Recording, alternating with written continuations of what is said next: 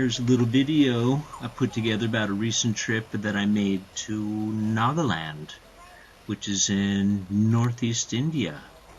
And I got to Nagaland by crossing a recently opened border between India and Myanmar. And that border crossing will bring you into the Indian state of Manipur after you cross the India-Myanmar border. And that was after I crossed western Myanmar. That's a whole nother story. I made it to Nagaland and made myself quite at home once I got there. It's actually a lovely place. This is the city of Kohima, but we didn't come for Kohima. We came to go see the villages, me, Dave, and Lily. We came to see the villages and the people and the amazing nature and countryside of Nagaland. It was recently closed to foreigners, so we went there and we jumped on the bus.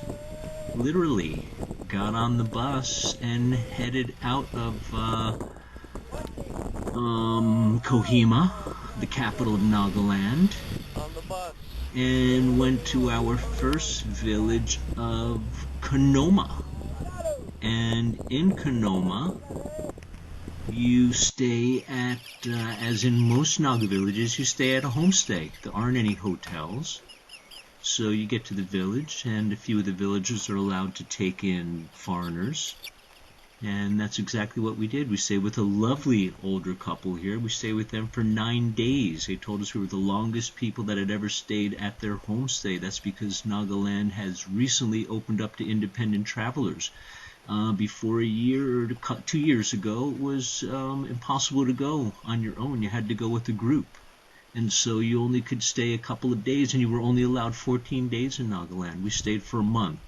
So we stayed for 9 days at this family's house. We had to ask. After about 5 days, we kept asking to make sure it was okay, because it's not a hotel, it's their home. And they cooked for us all of our meals, because there are no restaurants. This is the kitchen where we ate. This was, I think, Sunday. The family was gone to church. They have been converted to Catholics by the missionaries, because before that they were headhunters, and so I guess that's a good thing.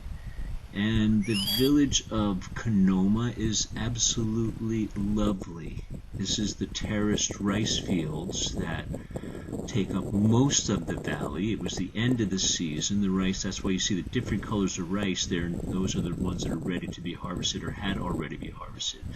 These stones are tribal stones put there for some purpose to commemorate some event or person throughout the history of Konoma. And in Konoma and in all Naga villages, they're at the end of the road. And they're at the top of the hills. And they're usually quite remote. And they're always fantastic and beautiful. And this is at the end of the valley in Konoma, just walking out from our homestay. And this eventually, I don't know where this goes. That's the end of the road, man. It just goes into the forest from there. And after our 9 days in Konoma, we got back on the bus again. And we headed out to the next village that we were going to stay at, which is called Lungwa, which is another village with homestays that foreigners can go stay at. This is our place. This is where we've been staying in Lungwa village outside of Mon in Nagaland. That's the king's house right there. We've been over there, eat dinner, hang out with the king and his brothers, and this is where we're staying. This is where we've been staying for the last 4 days. Yo, brother and sister, this is, I'm showing everybody our place. This is our house. This is the house that we kind of took over. So many cute. Yeah, brats, big brat kids. Not all the kids are brats. Some of them are absolutely lovely children. And they'll follow you around the village. This is one of the village gathering houses, communal centers, buildings where people congregate and have meetings about the tribe and important things. They're spread out, a number of them throughout the villages. And this was very cool. Uncle Dopa, a former headhunter, he got his face tattooed the first time that he took a head. And he used to come visit us. The real boss. Actually, he's not the king of Myanmar. He's the chief. The king of Myanmar right here. He's the chief of the village next to the village of Lungwa. He'd been invited by the chief of the village we were staying at. But Uncle Dopa was very cool. Really cool. And he liked to smoke opium, and we liked to smoke ganja, so he used to come visit with us every day, even though he didn't speak a word of English. He's the real deal. He was a lovely guy, even though he chopped 3 people's heads off. Yeah.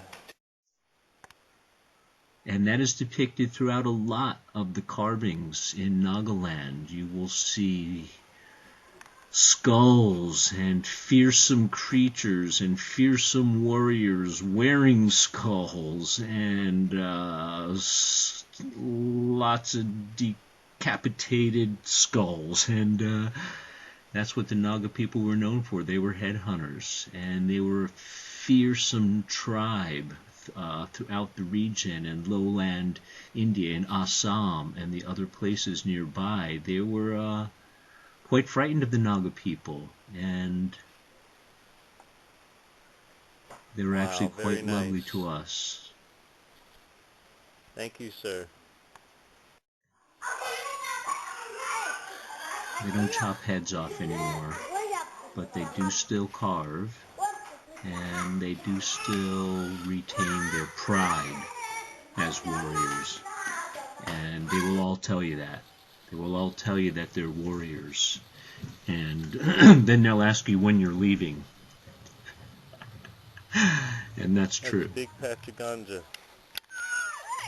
And the girls love Lily. All the people, the young women congregate around Lily. And we gotta say thank you to Nagaland. Thank you to the people in Nagaland. The family homestay, and then we don't know where we go after that. Anyway, peace and love. Yeah, peace and love. Namaste. Aloha.